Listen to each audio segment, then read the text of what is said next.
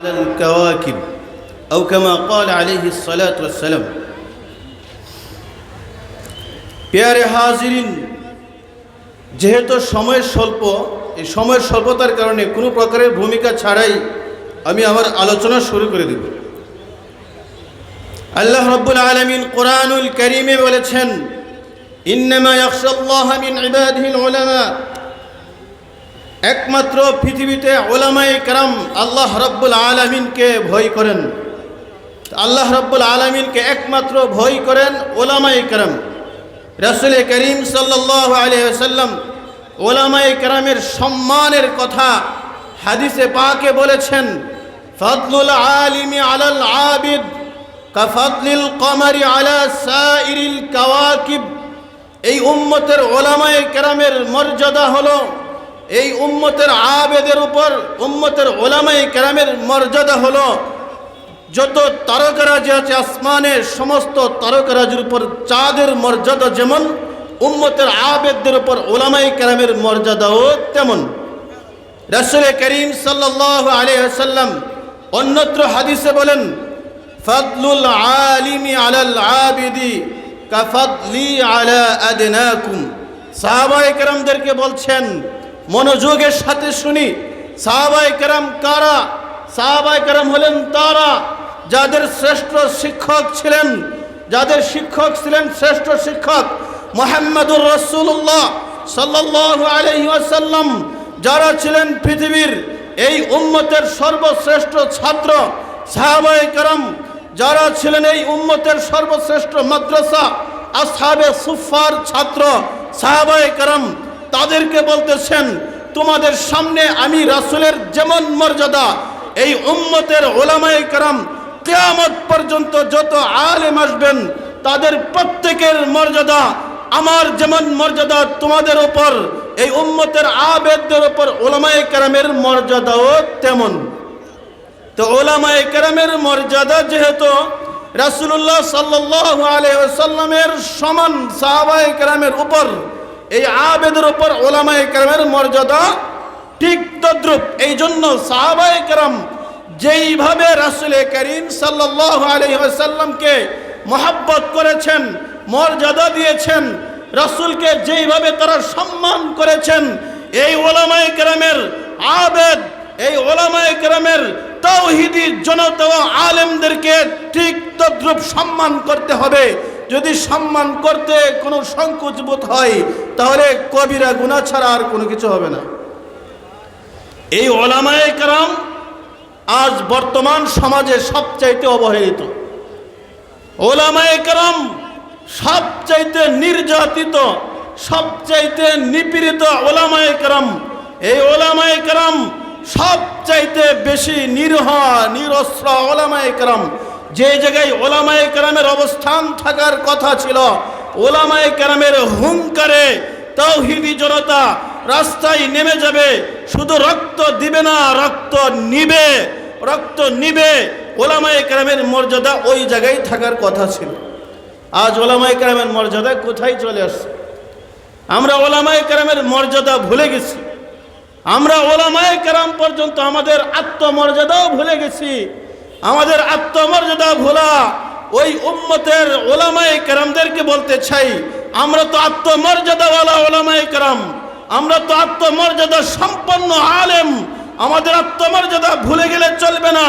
রাসূল করিম সাল্লাল্লাহু আলাইহি ওয়াসাল্লাম যেমন হুনাইনের যুদ্ধে আত্মমর্যাদার পরিচয় দিয়েছিলেন, আনা নাবিয়ুন লা কাযিব আনা ইবনু আব্দুল মুত্তালিব। সাহাবায়ে কেরামদেরকে যখন ডাক দিয়েছিলেন, আমি সত্য নবী, মিথ্যা নবী নই, আমি আব্দুল মুত্তালিবের সন্তান, কোথায় যাও তোমরা, এদিকে আসো। এই আত্মমর্যাদা আমাদেরকে এখান থেকে নিতে হবে। উলামায়ে কেরামের সমালোচনা করলে চলবে না। উলামায়ে কেরামদেরকে উলামায়ে কেরাম থেকে বিচ্ছিন্ন হলে চলবে না। উলামায়ে কেরামদের থেকে তাওহীদি জনতাকে কিভাবে বিচ্ছিন্ন করা যায় এই ব্যাপারে গভীর ষড়যন্ত্র চলতেছে, গভীর ষড়যন্ত্র চলতেছে।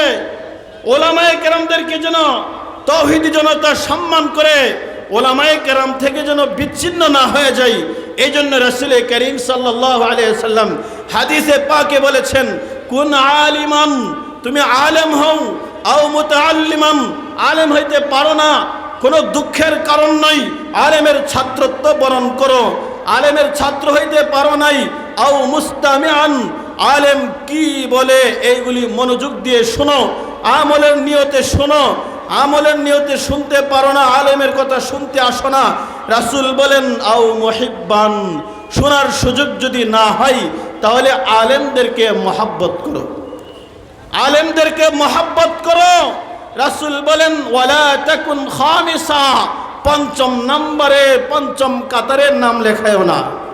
পঞ্চম নম্বর, আলেমদের সমালোচনা করিও না, আলেমদের সাথে মতবিরোধ সৃষ্টি করিও না, আলেমদেরকে জঙ্গি বলে ট্যাগ লাগাইও না, আলেমদেরকে মানহাজি বলে ট্যাগ লাগাইও না, আলেমদেরকে উগ্রবাদী বলে ট্যাগ লাগাইও না, আলেমদেরকে মহাব্বত করো। যদি পঞ্চম নম্বরে হও, আলেমদের সমালোচনা করো, তাহলে শুনে রাখো ফাতাহলিক, তুমি ধ্বংস হয়ে যাবে, তুমি ধ্বংস হয়ে যাবে। রাসূল করিম সাল্লাল্লাহু আলাইহি ওয়াসাল্লাম এই মেসেজটাই এই উম্মতের উলামায়ে কেরামদেরকে দিয়েছেন, এই উম্মতের আওয়াম জনতাকে দিয়েছেন। রাসূল করিম সাল্লাল্লাহু আলাইহি ওয়াসাল্লামের এই মেসেজ যদি আমরা সামনে রেখে আমল করি, তাহলে আলেমদের থেকে শত চেষ্টা করার পরেও, শত ষড়যন্ত্র করার পরেও এই উম্মতের তাওহীদি জনতাকে কোনোভাবেই কেউ বিচ্যুত করতে পারবে না। এই উম্মতের উলামায়ে কেরাম শ্রেষ্ঠ সম্পদ, এই উম্মতের উলামায়ে কেরাম এই উম্মতের শ্রেষ্ঠ সম্পদ, এতে কোনো সন্দেহ নাই। বর্তমানে এমন এক সময় চলতেছে, যেই সময়ে এসে দুইটা লড়াই চলতেছে, একটা হলো ঈমানের লড়াই, আরেকটা হলো কুফর শিরকের লড়াই। আল্লাহ রাব্বুল আলামিন কোরআনুল কারীমে বলেন ফারিকুন ফিল জান্নাহ ওয়া ফারিকুন ফিস সাঈর। আরে তুমি যদি ঈমানের দলে থাকো, ঈমানের লড়াইয়ের সাথে যদি তুমি যুক্ত থাকো, ফারিকুল ফিল জান্নাহ, তুমি জান্নাতের দলে তুমি প্রবেশ করবে, জান্নাতি হবে।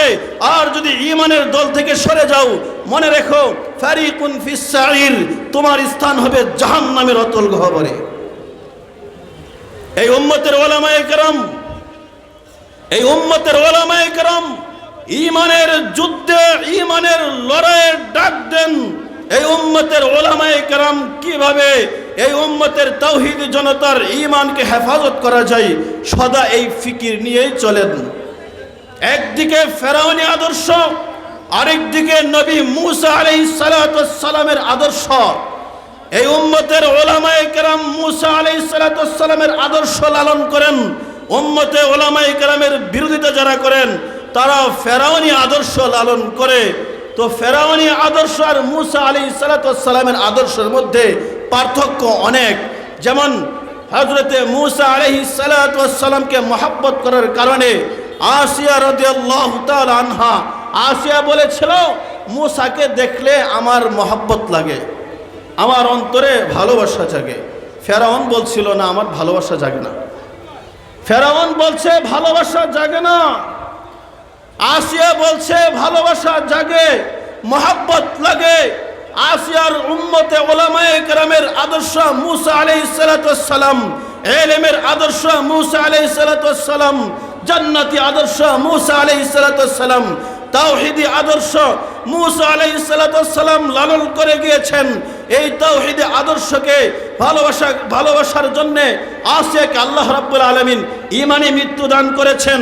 আর ফেরাউন যেহেতু বলেছিল তাকে দেখলে আমার মহব্বত লাগে না, তাকে দেখলে আমার ভালোবাসা জাগে না, আল্লাহ রাব্বুল আলামিন বলেন ওয়া আগরাকনা আলা ফিরাউন, আমি ফেরাউনের গোষ্ঠীকে আমি পানিতে চুবিয়ে মেরেছি, ঈমানি মৃত্যু দেই নাই, একমাত্র মূসা নবীকে ভালোবাসা না করার কারণে।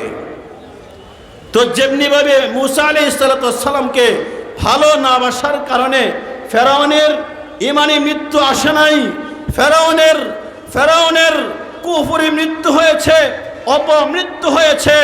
বর্তমান সময়ে যারা মূসা নবীর আদর্শ লালন করে, বর্তমান সময়ে যারা ফেরাউনি আদর্শের বিরোধিতা করে, এই উলামায়ে কেরামের বিরোধিতা যারা করবে, আল্লাহ রাব্বুল আলামিন তাদেরকেও ফেরাউনি মৃত্যু দান করবেন।